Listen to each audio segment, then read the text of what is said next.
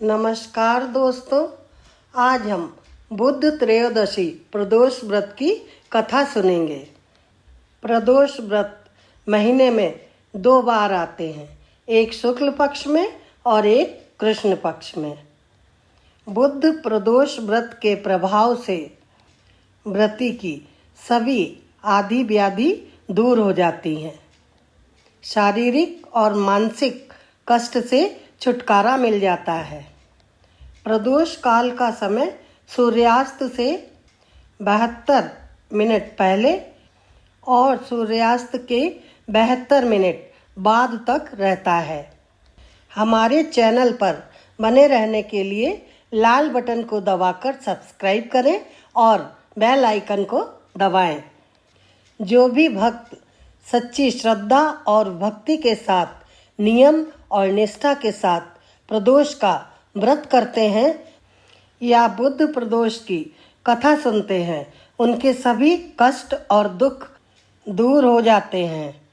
प्रदोष व्रत करने वाले को प्रदोष काल में शिव जी और माता पार्वती की विधि विधान से पूजा करनी चाहिए। षोडशोपचार पूजन। हस्ताभ्याम कलश द्वये अमृत रसैरा प्लावयन्तं शिरो द्वाभ्याम तौ ददतं मृगाक्षबलये द्वाभ्याम वहन्तं परम अंकन्यस्त करद्वये अमृतघटं कैलासकान्तं शिवं स्वक्षां भोज जगतं नवेन्दुमुकुटं देवं त्रिनेत्रं भजे। बुद्ध त्रयोदशी व्रत से सभी मनोकामनाएं पूर्ण होती हैं। इस व्रत में हरी वस्तुओं का प्रयोग करना चाहिए। शंकर भगवान की आराधना धूप, बेलपत्र और मंदार के पुष्प चढ़ाकर करनी चाहिए। मंदार पुष्प भगवान भोलेनाथ को बहुत पसंद है। आइए अब हम बुद्ध त्रयोदशी प्रदोष व्रत की कथा कहेंगे। सभी भक्त प्रेम से बोलेंगे, महादेव और माता पार्वती की जय। बुद्ध प्रदोष व्रत की कथा इस प्रकार से है। एक पुरुष का नया नया विवाह हुआ था। विवाह के 2 दिनों बाद उसकी पत्नी मायके चली गई। कुछ दिनों बाद वह पुरुष पत्नी को लेने उसके यहाँ गया।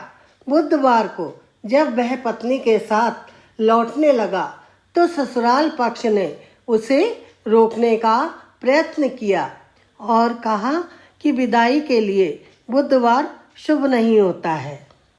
लेकिन उसने किसी की बात नहीं मानी। वह अपनी पत्नी को साथ में लेके चल पड़ा।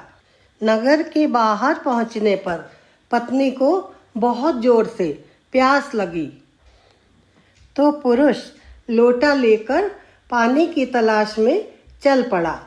पत्नी एक पेड़ के नीचे बैठ गई। थोड़ी देर बाद पुरुष पानी लेकर वापस लौटा। उसने देखा कि उसकी पत्नी किसी के साथ हंस हंस कर बातें कर रही है और उसके लोटे से पानी पी रही है। ये सब देखकर उसको बहुत क्रोध आया। जब वह पत्नी के निकट पहुंचा तो उसके आश्चर्य का कोई ठिकाना ना रहा। उस आदमी की सूरत उसी की भांति थी। पत्नी भी सोच में पड़ गई। दोनों पुरुष झगड़ने लगे। भीड़ इकट्ठी हो गई। सिपाही आ गए। हम शक्ल आदमियों को देख वे भी आश्चर्य में पड़ गए। उन्होंने स्त्री से पूछा कि तुम ही बताओ, तुम्हारा पति कौन सा है? वह किंग कर्तव्य विमूढ़ हो गई। उसको कुछ समझ में नहीं आ रहा था कि मेरा असली पति कौन है और पति का हम शक्ल दूसरा कौन है। तब वह पुरुष शंकर भगवान से प्रार्थना करने लगा, हे प्रभु, हे भोलेनाथ, मेरी रक्षा करो। मुझसे बड़ी भूल हुई कि मैंने अपने सास ससुर का कहना नहीं माना और बुधवार को पत्नी को विदा करा लाया। अब मैं भविष्य में ऐसा कदापि नहीं करूँगा। उसने शंकर भगवान से प्रार्थना की और भोलेनाथ ने उसकी प्रार्थना सुन ली। जैसे ही उसकी प्रार्थना पूरी हुई, दूसरा पुरुष अपने आप वहां से अंतर्ध्यान हो गया। पति पत्नी सकुशल अपने घर पहुंच गए। उस दिन के बाद से वे दोनों पति पत्नी नियम पूर्वक बुद्ध त्रयोदशी प्रदोष व्रत रखने लगे।